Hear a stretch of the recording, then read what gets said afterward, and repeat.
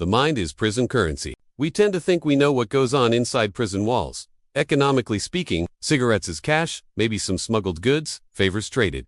It's a picture painted by movies and hearsay. But spending time really thinking about the dynamics, the sheer pressure cooker environment, led me down a different path. What if the most valuable things traded aren't physical at all? What if the real economy, the one that dictates power and survival, operates on a level most of us never consider? It struck me that in a place where physical possessions are scarce and controlled, the one thing you truly own and can leverage is what's inside your head. This isn't just about being smart, it's about how knowledge, specific information, and raw ingenuity become tangible assets, commodities, even in a closed system. Think about it.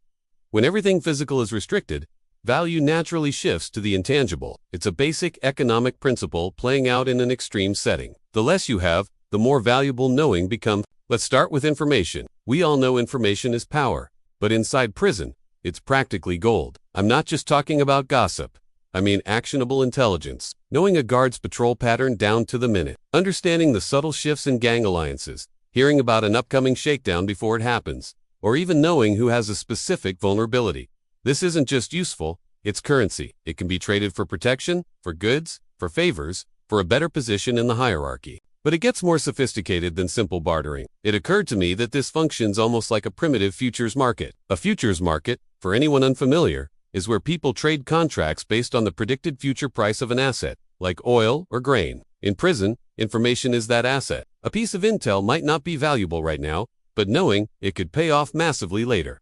So, inmates speculate. They acquire information, hold onto it, trade it based on its potential future impact. Someone might buy information about a rival's weakness, not to use it immediately, but as insurance, or to sell later when its value peaks. It's cold, logical, and driven by the constant need to anticipate and navigate threats and opportunities. This really makes you think about how we value information in our own lives. We're bombarded with data, but how much of it is truly actionable intelligence? How often do we think strategically about the future value of knowing something specific? In business, in personal relationships, foresight, based on solid information, is key. The prison environment just strips it down to its rawest. It teaches a harsh lesson. Anticipate, or become a victim of someone else's foresight. That ability to see ahead, based on what you know, is a survival skill everywhere, not just inside. Then there's ingenuity. Human creativity is incredibly resilient. Put people under extreme pressure and limitation, and they will find ways. Inside prison, this isn't just about survival hacks, it becomes a form of capital. Think about intellectual property in the outside world. Patents, copyrights. Inside, it's the unique tattoo design someone creates. The clever method for hiding contraband that hasn't been discovered yet. The recipe figured out to make the bland commissary food actually taste decent using only available ingredients, or even a particularly effective way to communicate discreetly. These aren't just tricks, they are assets. The person who comes up with the idea owns it. In a sense, they can sell the knowledge directly. I'll show you how to do this for X. They can perform the service. I'll make that for you. They can even license it, teaching a small group for a collective fee. It's a microeconomy built entirely on cleverness and pride. Every new security measure imposed by the prison authorities inadvertently acts as a catalyst for this kind of innovation. It forces inmates to think harder, to get more creative, driving a constant cycle of invention and counter-invention. The parallel to the outside world is striking. Think about startups born from identifying a problem and creating a novel solution, often with limited resources. Constraint breeds creativity. We often think we need unlimited resources to innovate, but sometimes, the tightest boxers force the most original thinking. That prison inventor, figuring out how to make something from nothing, embodies a principle we could all learn from. Resourcefulness isn't just about managing what you have. It's about creating value from limitations themselves. Your ability to think differently is a resource. And this ties directly into the third pillar. Specialized skills. Just like in the outside world, people inside have different talents. One person might be surprisingly good at repairing broken radios or hot plates, using scavenged parts. Another might have a knack for legal paperwork, helping others draft appeals or grievances. Someone else might be an artist, drawing portraits or creating intricate designs on hang. There are even those whose skill is simply being a good listener or mediator, able to navigate disputes. These skills create a vibrant, albeit hidden, labor market. The payment might not be cash, but it's real value nonetheless. Protection, commissary items, favors owed. Status, the rarity and demand for a particular skill dictate its price. Someone who can fix the unfixable or write a compelling legal argument possesses a valuable commodity. It's supply and demand in its purest form. You have a skill someone needs, and they have something you need. A transaction occurs. This specialization is fascinating because it mirrors our own complex economies. We don't all do everything. We specialize and trade our skills. Seeing it happen organically, under such duress, highlights how fundamental this is to human society. It's a reminder that developing a unique, valuable skill is always a path to creating your own value proposition, no matter the environment. Find a need and develop the skill to fill it. That's a timeless economic principle. Whether you're in a cell block or a boardroom, your specific talent is your personal currency. What really blew my mind was realizing how these three elements, information, ingenuity, and skills, are deeply interwoven. Information tells you who has the skill you need. Ingenuity might be how that skill is applied in a unique or undetectable way. A skill might be used to acquire valuable information or create an ingenious tool. It's a dynamic system where intangible assets flow and interact constantly. Knowing who to trust to implement a clever plan using their specific talent is the key to navigating this hidden world successfully. Why does this complex, intangible economy even exist? Because beneath the surface, it's about reclaiming agency. In an environment designed to strip away control, creating and participating in this hidden market gives inmates a measure of power, status, and so it allows them to exert influence, meet needs, and build social capital.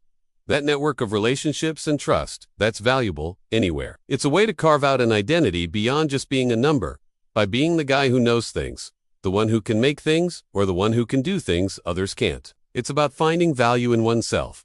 When the system tries to devalue you, thinking about this hidden economy forces a shift in perspective.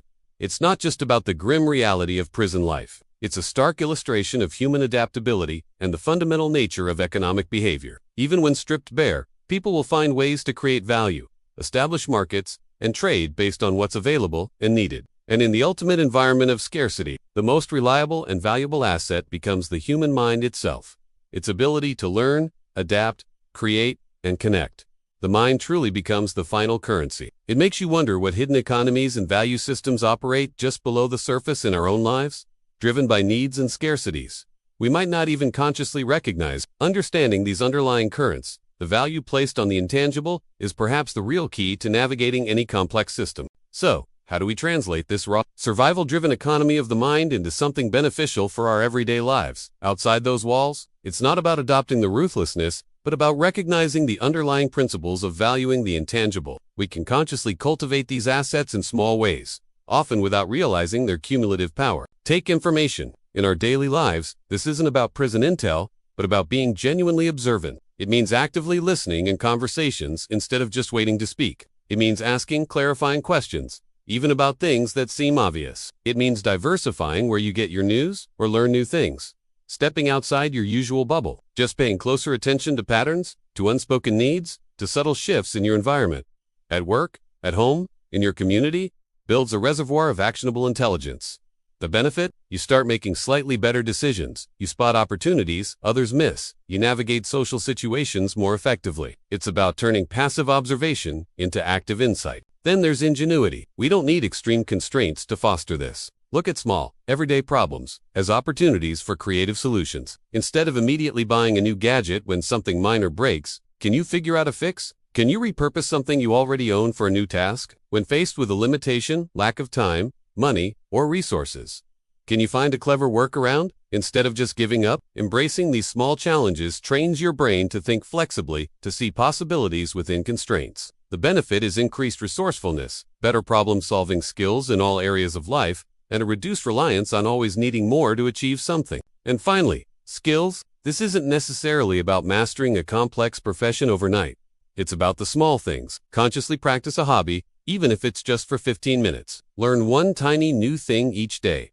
A keyboard shortcut, a word in a new language, how a particular plant grows. Offer to help someone with a task you're reasonably good at, reinforcing your own skill and building social capital. These micro-investments in your abilities compound over time. The benefit is not just personal growth, but making yourself incrementally more valuable, more capable, and more adaptable in a constantly changing world. Your unique combination of small skills becomes your personal currency. By consciously cultivating awareness, creative problem-solving, and practical abilities in our daily routines, we're essentially building our own internal value. We gain more agency, become less dependent on external validation or resources, and start to see the world through a lens of opportunity and capability, rather than just limitation. It's about recognizing that, like in that hidden prison economy, our greatest untapped resource often lies within our own minds. Thanks for exploring this perspective with me. If you're curious, take a moment to check out the description below.